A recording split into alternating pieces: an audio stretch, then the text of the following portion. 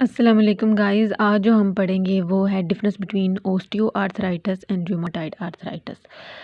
So osteo meaning bone and arthritis आर्थ meaning joint and आइटस जहाँ कहीं भी आइटस होगा आइटस तो उसका मतलब क्या होगा इन्फ्लामेशन के ये जो है इन्फ्लामेशन है स्वेलिंग है, ठीक है।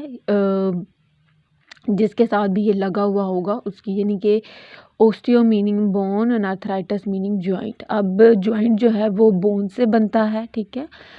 तो ओस्टियो आर्थराइटिस हमारे पास क्या है, जॉइंट की इन्फ्लामेशन है, ठीक है। और रिमोटाइड आर्थराइटिस, रीमा का मतलब होता है रीमा का मतलब होता है टू फ्लो, यानी कि ये एक जगह यानी कि ये जॉइंट से अगर ओरिजिनेट हो रहा है, ठीक है। अगर हम ये देखें यहाँ पर हमारे पास ये बोन है, ठीक है। बोन के ऊपर हमारे पास ये साइनोवियल मेम्ब्रेन होती है, ठीक है। उसके ऊपर उसको कैप्सूल ने कवर किया हुआ होता है, ये कैप्सूल, ये साइनोवियल मेम्ब्रेन। तो साइनोवियल मेम्ब्रेन जो होती है वो बनती है साइनोवियोसाइट से, ठीक है।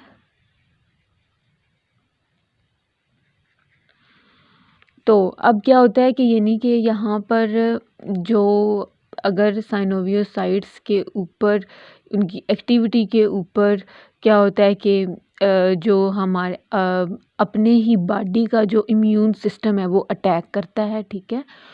तो क्या होता है कि यहाँ पर क्या होता है कि इन्फ्लामेटरी सिस्टम जो है, इन्फ्लामेटरी जो प्रोसेस है वो इनिशिएट हो जाता है, ठीक है।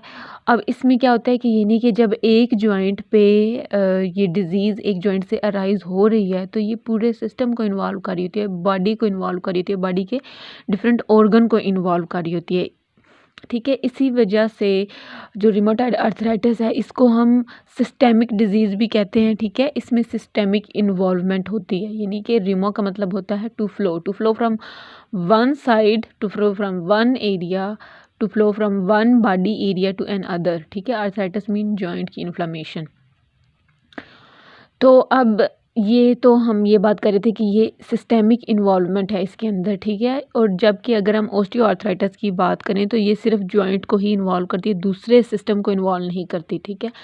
तो जैसे जैसे कि हमने कहा कि इसके अंदर सिस्टेमिक इन्वॉल्वमेंट है, ठीक है। तो सिस्टम कौन सी इन्वॉल्व, जैसे कि स्किन आ जाती है, ठीक है।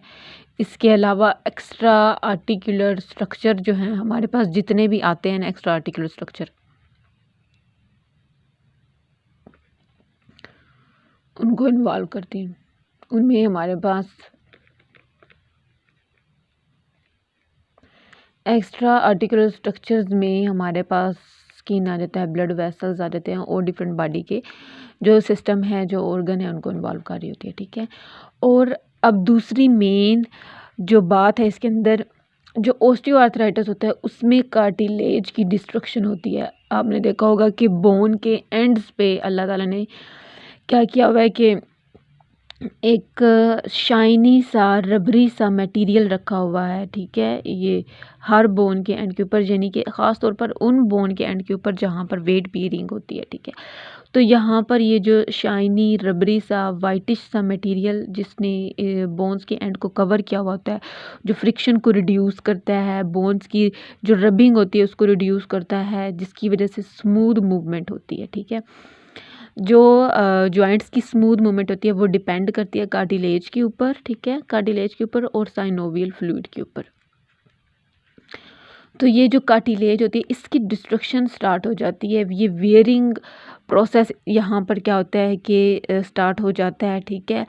अब क्या होता है कि जब कार्टिलेज की डिस्ट्रक्शन होगी, ठीक है, ये अब क्या होगा कि जब एक दफ़ा डिस्ट्रक्शन स्टार्ट हो गई है तो बॉडी का जो नेचुरल प्रोसेस है, ठीक है, हीलिंग प्रोसेस, वो वहाँ पर ओरिजिनेट होगा। वो क्या होगा कि बॉडी को यहाँ पर जो टीयर हुए हैं, ठीक है, यहाँ पर जो कार्टिलेज का लॉस हुआ है उसको कंपनसेट करने के लिए क्या वहाँ पर नया कार्टिलेज बनेगा, ठीक है। जब नया कार्टिलेज बनेगा तो क्योंकि ये मतलब कि क्रोनिक यहाँ पर कंडीशन है, ठीक है, वो कार्टिलेज सही से नहीं बन पाएगा और वो कार्टिलेज जो होगा वो उसकी ओसिफिकेशन होना स्टार्ट हो जाएगी और बोनी स्पर्स बन जाएंगे, ठीक है, जिसको हम ओस्टियोफाइट्स का नाम देते हैं।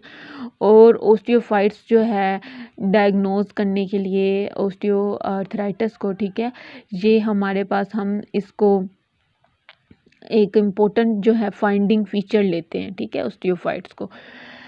अच्छा, अब अगर हम बात करें रिमोटाइड आर्थराइटिस की, तो रिमोटाइड आर्थराइटिस हमारे पास पहली बात तो ये साइनोवियल मेम्ब्रेन की डिजीज़ है, यानी कि जो साइनोवियल मेम्ब्रेन है उसकी डिस्ट्रक्शन जो है वो स्टार्ट हो जाती है। वहाँ पर क्या होता है कि साइनोवियल मेम्ब्रेन के जो सेल हैं, साइनोसाइट्स हैं या फिर साइनोवियल सेल्स हैं, उनके ऊपर क्या करते हैं कि जो हमारे इम्यून सेल हैं, ठीक है, जैसे कि हमारे मैक्रोफेजेस हैं, ल्यूकोसाइट्स हैं, न्यूट्रोफिल जो है वो एक्यूट इन्फ्लेमेशन में आते हैं और रिमोटाइड आर्थराइटिस में क्रोनिक जो है वो इन्फ्लेमेशन होती है।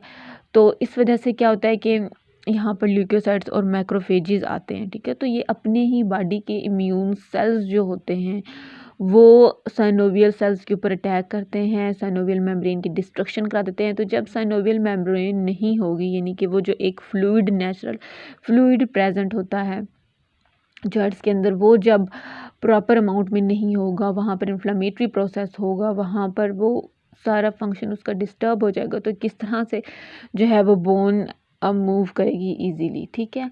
तो अब क्या होता है कि इसमें ये ऑटो इम्यून डिजीज़ है, ठीक है, जबकि अगर हम बात करें ऑस्टियोआर्थराइटिस की तो ये ऑटो इम्यून डिजीज़ नहीं है, इसमें कोई ऑटो इम्यून प्रोसेस नहीं होता, ठीक है, ये ऑटो इम्यून डिजीज़ नहीं है। अब ऑटो इम्यून डिजीज़ यानी कि अपना ही इम्यून सिस्टम, ऑटो मीन होता है खुद, यानी कि अपना ही इम्यून सिस्टम जो है वो अटैक करता है अपने ही साइनोवियल सेल्स के ऊपर। तो अब इसमें क्या होता है कि मुख्तलिफ क्या होता है कि एंटीबॉडीज़ बन जाती हैं जो कि अटैक करती हैं साइनोवियल सेल्स के ऊपर। अब क्या होता है कि हमारी बॉडी के अंदर आपने पढ़ा होगा IgG, immunoglobulin, IgG, IgM, IgA, ठीक है, आईजी, अब ये जो सारी, अब इसमें आईजी जो एम है और आईजी जो जी है वो बाइंड करती हैं आईजी ए के साथ, ठीक है, आईजी ए के साथ, और एक जो है इम्यून कॉम्प्लेक्स बना देती हैं, इम्यून कॉम्प्लेक्स बना देती हैं। और इस इम्यून कॉम्प्लेक्स को हम, यानी कि ये दोनों एंटीबॉडीज़ जो हैं ये बाइंड कर रही हैं आईजीए के साथ, एफसी रिसेप्टर के साथ बाइंड करती हैं। एफसी रिसेप्टर ये यहाँ पर लाई करता है, यहाँ पर एफसी जो है साइट जो है वो आगे इधर एफसी रिसेप्टर के साथ जो है वो बाइंड कर रही होती हैं।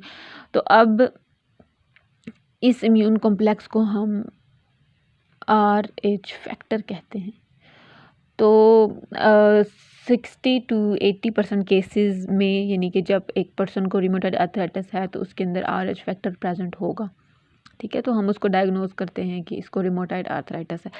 लेकिन जो बहुत सारे हमारे पास क्या होता है कि 30% to 20% ऐसे केसेस होते हैं कि जिनमें रिमोटाइड आर्थराइटिस जो है या रिमोटाइड आर्थराइटिस के अंदर हमारे पास रिमोटाइड फैक्टर हमें नहीं मिलता।